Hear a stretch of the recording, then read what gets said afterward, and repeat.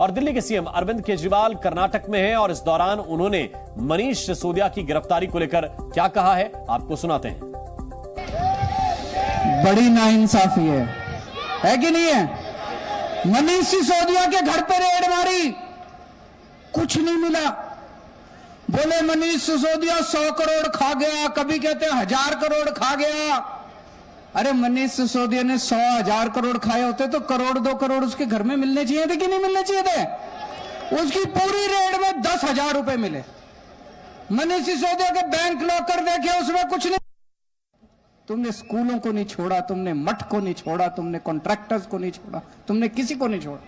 सब लोगों से लूट रहे हो और प्रधानमंत्री जी को चिट्ठी लिख रहे हैं सब लोग। प्रधानमंत्री जी चुप हैं। प्रधानमंत्री जी क्या करते हैं? मनीष सिसोदिया को जेल में डालते हैं। तो अरविंद केजरीवाल कह रहे हैं कि मनीष सिसोदिया के घर से कुछ नहीं मिला, इसके बावजूद मनीष सिसोदिया को गिरफ्तार कर लिया गया।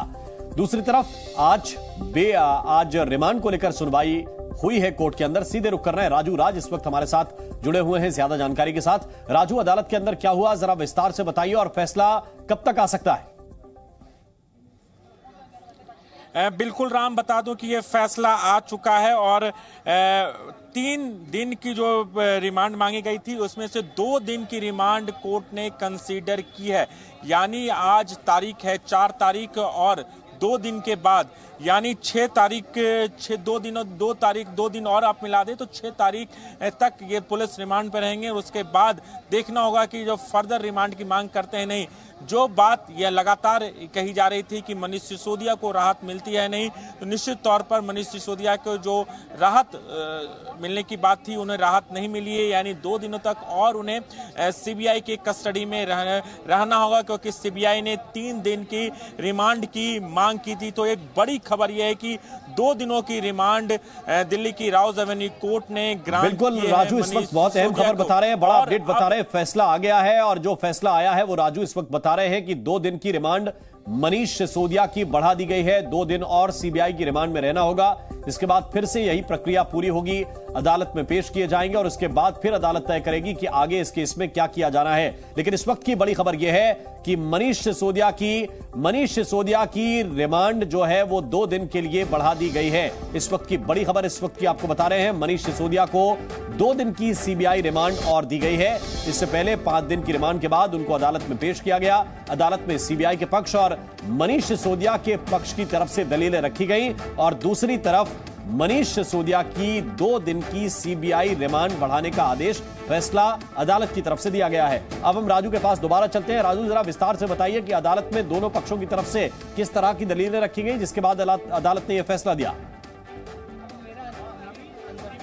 देखिए, मनीष सिसोदिया जब कोर्ट में पेश हुए तो शुरुआत में ही सीबीआई ने 3 दिन की रिमांड की मांग की थी और अपनी दलील दी थी कि मनीष सिसोदिया जांच में सहयोग नहीं कर रहे हैं, उन्हें 3 दिन की और रिमांड की जरूरत है।